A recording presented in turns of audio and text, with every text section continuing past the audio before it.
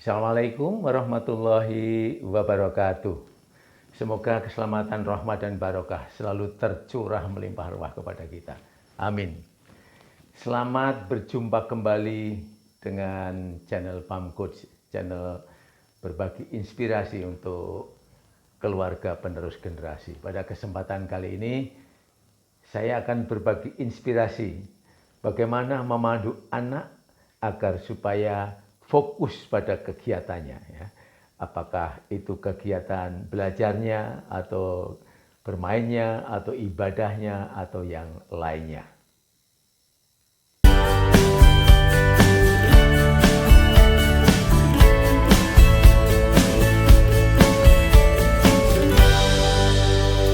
Ayah bunda, tentu saja kita mempunyai cita-cita, ya. Anak pun juga mempunyai cita-cita.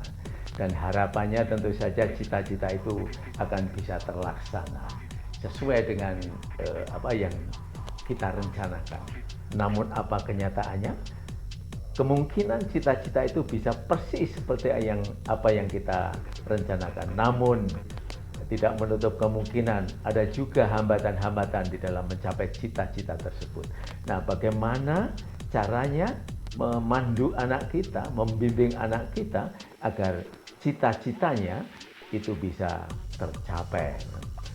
Bayangkanlah misalnya semacam ini, pada suatu saat kita keluarga yang akan berekreasi di tempat yang sudah ditentukan, tempatnya itu indah sekali. Namun di tengah jalan ternyata tidak disangka-sangka, tidak kita perkirakan sebelumnya, bannya tertusuk paku, akhirnya ban tersebut gembos atau kempes. Nah, tentu saja hal yang demikian ini walaupun nampaknya itu sepele, tetapi hal tersebut harus segera diselesaikan dan mencari upaya-upaya agar supaya cita-cita sampai di tempat itu tidak terhambat. Nah, hal inilah yang perlu ditanamkan kepada Ananda sejak kecil agar supaya kelak di kemudian hari di dalam mengarungi samudera kehidupannya mereka sudah mempunyai bekal yang sangat kuat sehingga menjadi orang yang tangguh dan bisa menyelesaikan permasalahannya dengan sangat elegan. Dan inilah yang perlu kita sampaikan kepada Ananda pada kesempatan kali ini. Bagaimana caranya? Mari kita ikuti terus.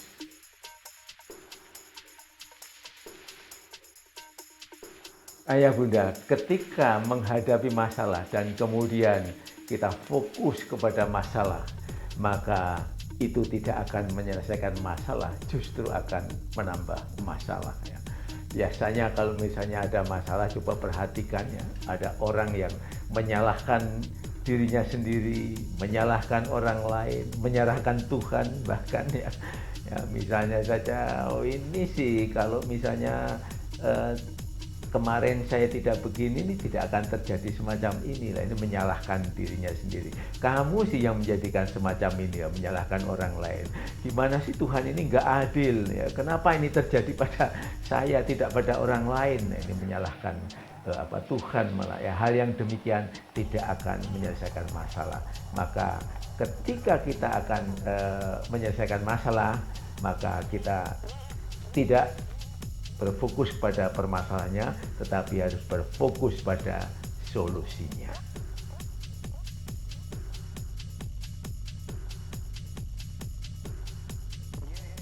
Ayah bunda, bagaimana caranya, ya, ketika kita mendapatkan suatu permasalahan agar supaya mendapatkan banyak alternatif solusi. Kita bersyukur kepada Allah Subhanahu wa Ta'ala bahwa kita diberi kemampuan yang sangat dahsyat sekali, atau potensi kemampuan yang sangat dahsyat sekali, yaitu berupa pikiran, perasaan, dan tubuh kita ini, badan kita ini. Nah, ketika pikiran, perasaan, dan tubuh kita ini kita satukan, maka ini akan dapat kita gunakan atau kita berdayakan atau kita manfaatkan untuk memberikan solusi dari berbagai macam permasalahan. yaitu yang pertama adalah kita sinergikan antara pikiran, perasaan, dan tubuh kita.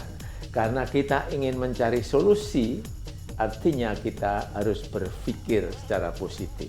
Perasaan kita harus positif, dan kemudian badan kita harus kita posisikan dengan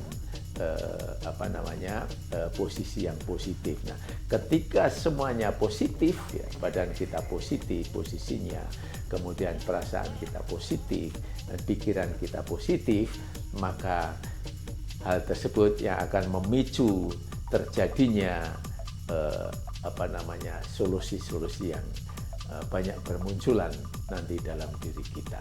Dan kemudian yang kedua adalah setelah kita selaraskan ketika potensi tersebut, ketika apa yang ada di dalam diri kita tersebut, kemudian memberikan suatu pertanyaan kepada diri kita sendiri. Pertanyaan-pertanyaan tersebut harus pertanyaan yang menuju ke masalah solusi. Seperti apa pertanyaan itu? Mari kita ikuti uraian berikut ini.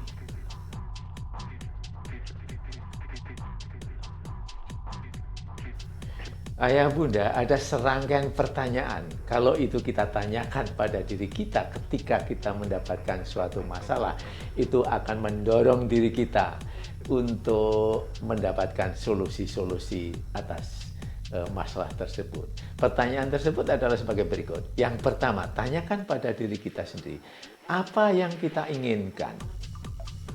Terus kemudian, kapan kita menginginkannya itu? Dan selanjutnya, sumber daya apa yang kita miliki? Dan bagaimana cara menggunakan sumber daya itu? Dan selanjutnya, kapan kita akan memulai keinginan itu?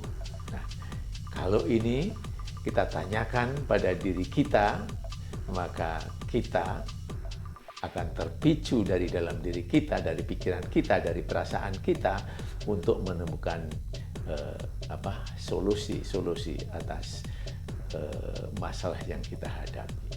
Dan inilah yang perlu kita tanamkan kepada anak-anak kita, ya, kita berikan kepada anak-anak kita.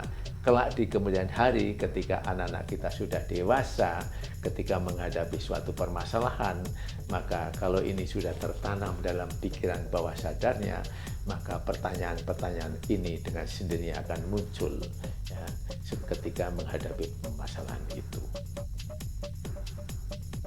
Tentu saja pertanyaan yang demikian ini akan lebih cocok ketika anak-anak kita sudah mempunyai nalar, ya, sudah memiliki penalaran, ya, misalnya sudah mulai usia di kelas SD, SMP atau SMA.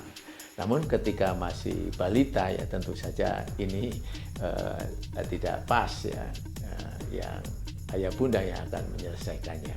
Tetapi ketika anak kita sudah kelas SD, SMP, SMA, maka ketika anak-anak kita itu mendapatkan suatu permasalahan, maka kita bisa membantu, ya, untuk membimbingnya, memberikan suatu pertanyaan-pertanyaan yang berdaya ini, sehingga Ananda akan bisa kreatif, ya, menemukan solusinya.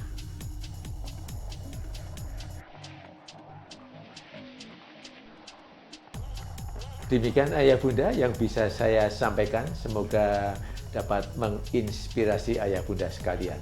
Mudah-mudahan anak-anak kita, ya, kelak akan menjadi anak-anak yang tangguh. Untuk itu perlu adanya persiapan mulai dengan saat ini. Kita masih akan membahas satu lagi yang rangkaiannya dengan ini, yaitu bagaimana cara mensikapi atas hasil yang telah atau yang kita dapatkan ketika Ananda meraih cita-cita atau menyelesaikan kegiatannya.